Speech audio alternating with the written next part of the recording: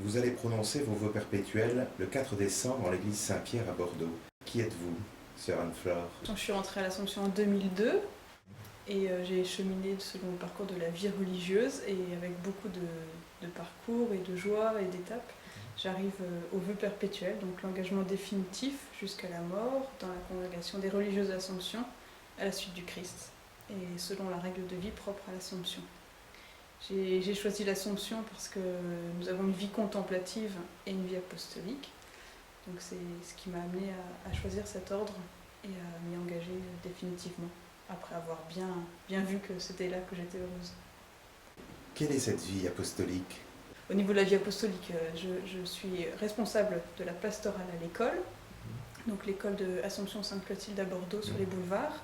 Je m'occupe de tout ce qui est catéchèse en primaire, et puis je m'occupe aussi du lycée. Et en dehors de l'Assomption, je suis aumônier d'étudiants pour les étudiants de Bordeaux Centre. Et je fais aussi partie de l'équipe qui s'occupe du foyer Saint-Pierre, là où nous sommes. Vous allez prononcer vos vœux perpétuels. Que représentent ces vœux perpétuels? En fait, en 2005, j'ai prononcé mes premiers vœux, donc ce sont des vœux temporaires. La sagesse de l'Église nous donne du temps pour réfléchir. Et depuis 5 ans, je pense que l'appel de Dieu s'est confirmé en moi et je peux y répondre définitivement jusqu'à la mort.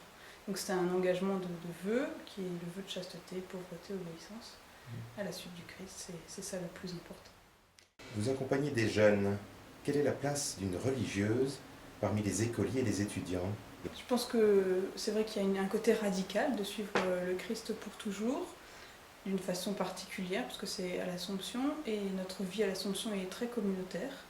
Donc je peux témoigner de ce que c'est que la vie en communauté. Ça m'apporte beaucoup, par exemple, au niveau des jeunes du foyer, de savoir ce que c'est que la vie ensemble, de vivre ensemble, et d'en avoir fait le choix, voilà, définitivement, de poser le choix d'avoir des sœurs de fratrie, je sais pas comment on dit, des sœurs en Christ.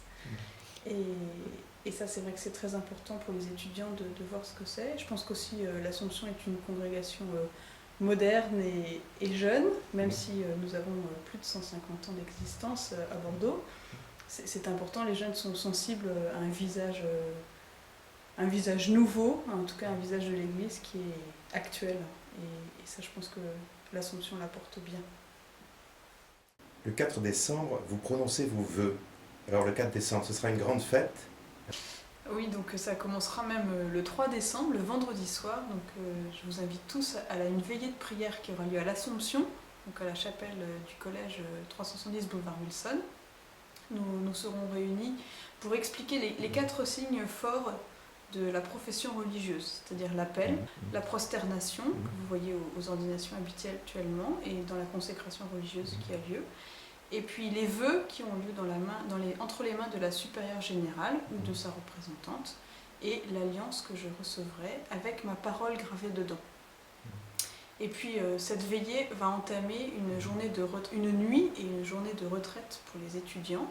Il y aura l'adoration, je pense une bonne partie de la nuit, et une journée de retraite biblique avec sœur Sophie, une sœur de l'Assomption, qui est bibliste et qui va nous faire travailler. Qu'est-ce que c'est que l'appel de Dieu? Comment on reçoit un appel? Comment on l'entend? Et qui dans la Bible a déjà répondu à la suite du Christ? Et on va cheminer avec les disciples.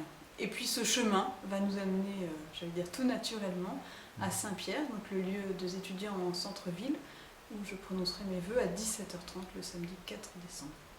Qu'est-ce qui est écrit dans cette alliance? Donc dans mon alliance, il y a écrit la parole de Dieu qui me fait vivre et qui va me faire vivre jusqu'à la mort.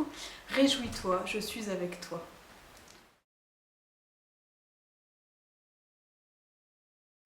Sœur Anne-Flore, qui vous accompagne ici au foyer Saint-Pierre, va prononcer ses vœux perpétuels.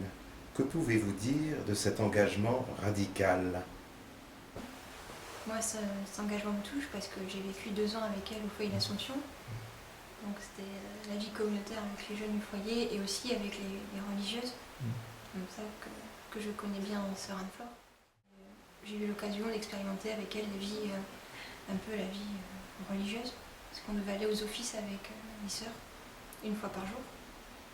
Donc je trouvais que c'était très très beau. Et c'est vrai que dans ma vie d'étudiante, la vie monastique m'a beaucoup apporté parce que j'ai découvert les deux aspects de la prière, enfin les deux aspects de la vie, Ora et Labora. Ça j'ai vraiment vu en application comment on pouvait, déjà de par ma vie estudiantine, donc comment la concilier avec des emplois du temps très chargés avec la prière, et puis aussi comment des sœurs qui sont actives, parce que ce sont des sœurs semi-apostoliques, enfin semi-contemplatives, comment elles arrivent à concilier les deux. De côtoyer des religieuses, en fait, ça montre que c'est quelque chose de vraiment incarné, c'est pas quelque chose d'ésotérique qu'on lit dans les bouquins, c'est quelque chose vraiment qui est actuel et ça correspond à un don total de soi, mais qui est fait dans la joie, en fait.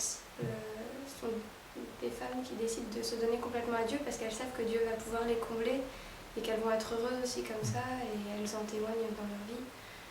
Mais après, pour moi, personnellement,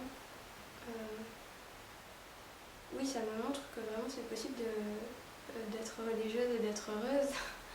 Et ce sont des femmes comme les autres. Je crois que c'est vraiment le signe que Dieu suffit, en fait. Que Dieu seul suffit à combler notre vie. Et après, pour l'engagement, en tant que